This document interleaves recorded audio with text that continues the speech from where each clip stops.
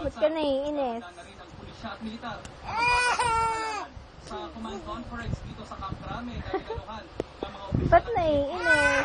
Kasama ang Comelec at SmartMatic PIM, nilatag na yung mga planong pangseguridad sa darating na halalan. Gaya na ng pagbabantay ng PNP at AFP personnel sa paghahatid ng mga balota na magsisimula sa araw ng linggo mula sa National Printing Office hanggang sa municipal o city treasurer's offices. Bantay sarado din ang mga PPOS machine na sinimulan ng ibiyahe. Sige! Ngayon, Julius, bukod sa sariling Hala! Comelec at SmartMatic, Magkakalat ka ng wet tissue. ang mga makina. Lalo namang magdagdag ang tropa sa mga lugar na tinaguri ang election hotspot gaya ng Pasmate. Hala!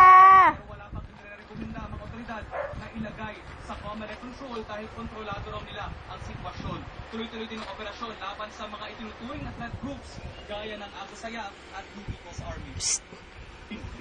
The overall plan for security is in place, and there are contingency plans if ever there will be something on the person, especially on the machines.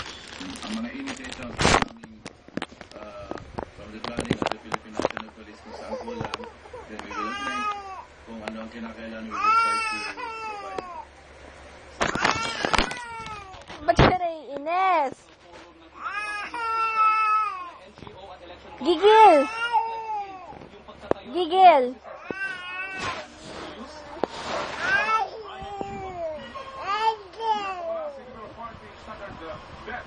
Gigil!